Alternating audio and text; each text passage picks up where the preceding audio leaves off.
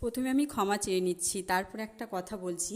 যে আজ আমরা অনেক দিদিভাইরা অনেকজনাই আমিও বলি যে শাশুড়ি নামে বদনাম অনেকজনাই অনেক কিছুই বলি, কিন্তু এটা সবসময় ভেবে দেখেছো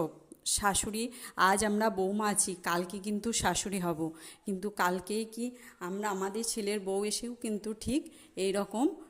মনোভাব তাদের থেকেই যাবে যে শাশুড়ি বদ শাশুড়ি, কিন্তু 100টার মধ্যে তুমি 10টা শাশুড়ি এরকম দেখবে যে ছেলের বউকে মেয়ে বলে স্বীকার করে, কিন্তু সব শাশুড়ি কিন্তু এক নয়। তার মানে চলো না আমরা শাশুড়িকে শাশুড়ির জায়গায় রাখি, আর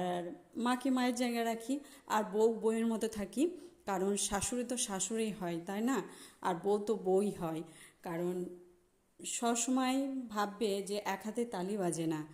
তালি দুই হাত দিয়েই লাগাতে হয়, তবেই কিন্তু তালিটা বাজে।